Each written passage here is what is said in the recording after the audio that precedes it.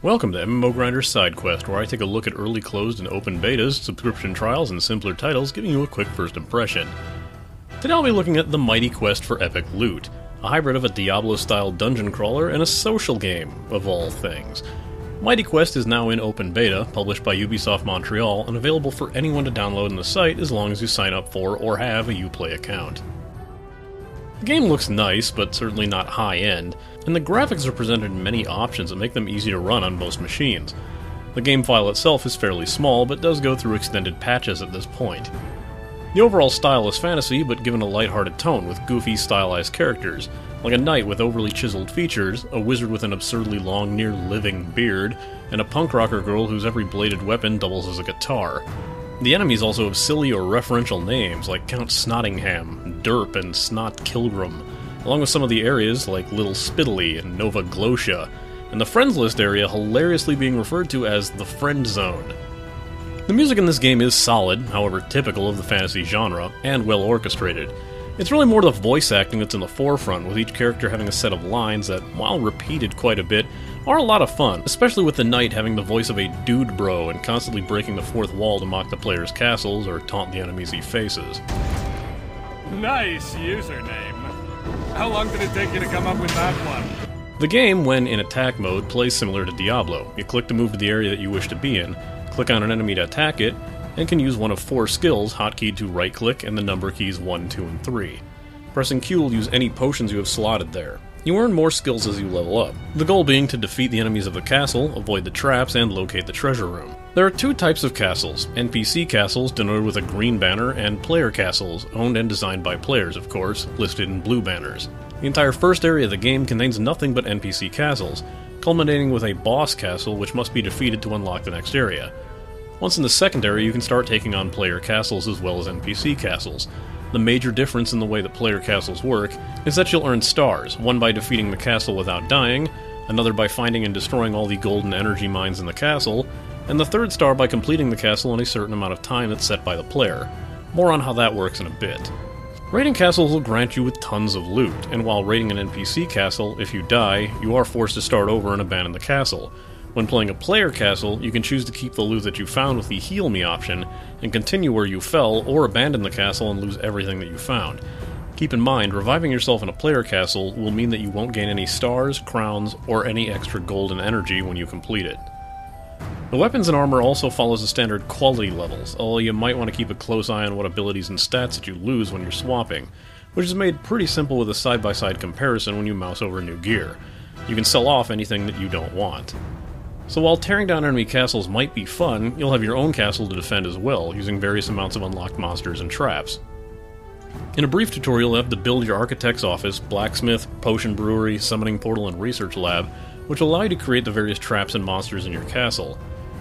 You'll also be asked to place your golden energy mines somewhere in the castle, which will generate the 2 currency types that you can earn in the game for you, and will also be a high priority target for any potential attackers. Gold is used to build and upgrade certain structures, while energy is used to summon and upgrade creatures and traps, as well as rank up your castle heart. A castle's heart level can never pass your own level, and is tied to a lot of the upgrades to your other structures, as well as the limits of the traps and monsters that you can place. In an effort to be fair, the game doesn't expect you to put up an unassaultable force without making sure that it is physically possible to overcome, and what better person to test that out than yourself?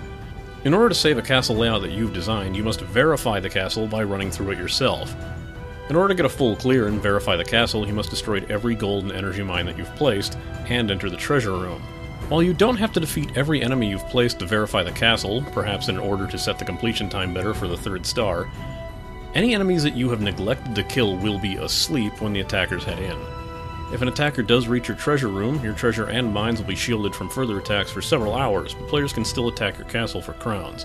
While you might be interested in playing only as an attacker, failure to keep your castle near your level will result in an experience deficit if you aren't keeping your castle upgraded, but keeping the castle close to your player level will grant you an experience bonus instead. One thing that's bugging me about player castles is many times players seem to rely on making their castles cheesy and cheap rather than interesting and fun. It's not uncommon in the slightest to run into a player castle that's completely empty, only to be bombarded by a massive force of enemies and bosses in the final room before the door. Later castles seem to be quite fond of setting a near unavoidable amount of springboard traps in a narrow hallway, launching you directly into a pile of fire traps, taking your health down from full to near nothing, and then leaving you to face down a mass of enemies and turrets at near death. Apparently, early versions of the game limited the amount of enemies and traps that you could have per room, but since that was changed, this seems to be the norm more than the exception now. I can't help but groan every time I enter a player castle and it's completely empty, because I know exactly what's coming. There is a nice bit of balance for those who place a bunch of bosses in one room, as the bosses only attack you in order of their strength, and usually one at a time, instead of having to contend with all of them at once. Skeleton Archer Zeke getting in some cheap shots and Dr. Skull rezzing all nearby enemies as skeletons are a near constant threat if you don't seek them out. As a strategy, you can run around and avoid attacks of the boss that's chasing you, while you wipe out the remaining bosses that are in the room. If you find your choices of player castles are all shielded, you can pay a small fee in gold to refresh the castles in your area. Any attacks on your castle will be shown in a battle log, along with whether or not they won or lost, the ability to replay their run through your castle to see what works and what doesn't in defenses, and possibly to raid their castle in retaliation. If you manage to kill an attacking player with your castle, you can head into defense mode to loot their tombstones for a bonus. Raiding friends' castles will always be seen as practice mode, so you won't be able to fully loot or attack your friends unless they somehow come up on the list of castles in your regular area. Anyone willing to add me in-game? I'm Chaos D1. I know, big shock there.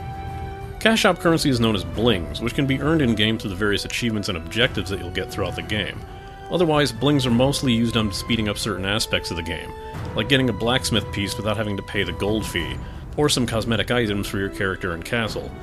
You can also unlock the other classes beyond the one that you chose at the start, save for the Runaway, who's only available in the Purchase Starter Pack. A really good use for blings is expanding your inventory, as this is a very loot-heavy game, and your inventory is shared with all of your characters. I actually had quite a bit of fun with this game, and as long as players aren't trying to min-max their castles with cheap trap setups, it's fun to see what other players come up with, and many of the NPC castles are very well designed and fun to play.